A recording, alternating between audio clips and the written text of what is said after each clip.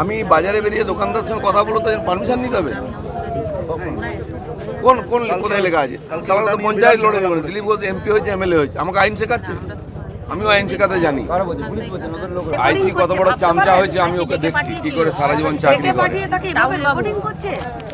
আইসিকে রাস্তায় আটকাবো, লোক দিয়ে রাস্তায় বেরোলে ওর গাড়ি আটকাবো, ওকে বার করে কাপড় খুলবো। দিলীপ ঘোষকে চেনে না এখনো, বাপের জন্মে দেখেনি তো, ভেবেছে চামচা বেলচা বালিচোর গরু চোরগুলোর মধ্যে নেতা ভেবেছে।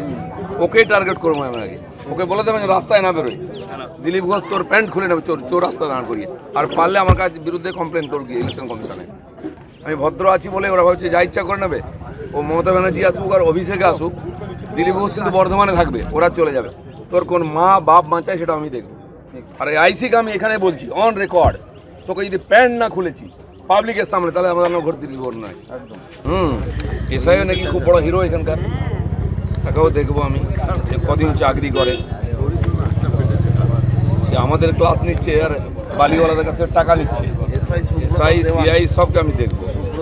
চলে আসছি পরের খবরে। এবার প্রকাশ্যে পুলিশকে হুমকি দিলেন বর্ধমান দুর্গাপুরের বিজেপি প্রার্থী দিলীপ ঘোষ। বর্ধমান থানার আইসি রাস্তায় বেরোলেই আটকাবো, সারা জীবন কি করে চাকরি করেন সেটাও দেখে নেবো, তিনি তো খুব বড় হিরো অভিযোগ মন্তব্য করছেন দিলীপ ঘোষ।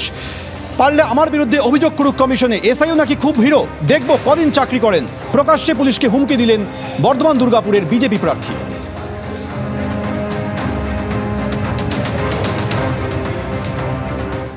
আমি বাজারে বেরিয়ে দোকানদার সঙ্গে কথা বলতে পারমিশন নিতে হবে? কোন কোন কোথায় লেখা আছে? সাধারণত পঞ্চায়েত লড়ে নেবেন, দিলীপ ঘোষ এমপি হয়েছে, এমএলএ হয়েছে, আমাকে আইন শেখাচ্ছে? আমিও আইন শেখাতে জানি। আইসি কত বড় চামচা হয়েছে আমি ওকে দেখছি কি করে সারা জীবন চাকরি করে। আইসিকে রাস্তায় আটকাবো, লোক দিয়ে রাস্তায় বেরোলে ওর গাড়ি আটকাবো, ওকে বার করে কাপড় খুলবো। দিলীপ ঘোষকে চেনে না এখনো, বাপের জন্মে দেখেনি তো, ভেবেছে চামচা বেলচা বালিচোর গরু চোরগুলোর মধ্যে নেতা ভেবেছে।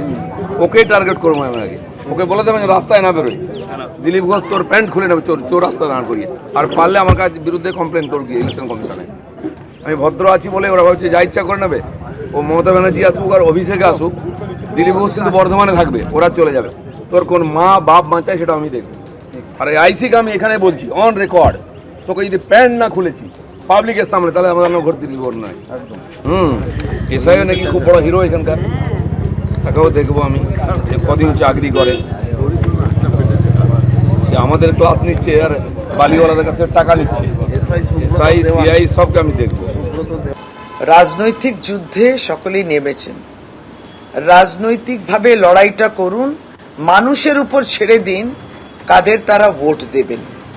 এই সমস্ত কথা বলে রাজনৈতিক ময়দানে নেমেছেন নাকি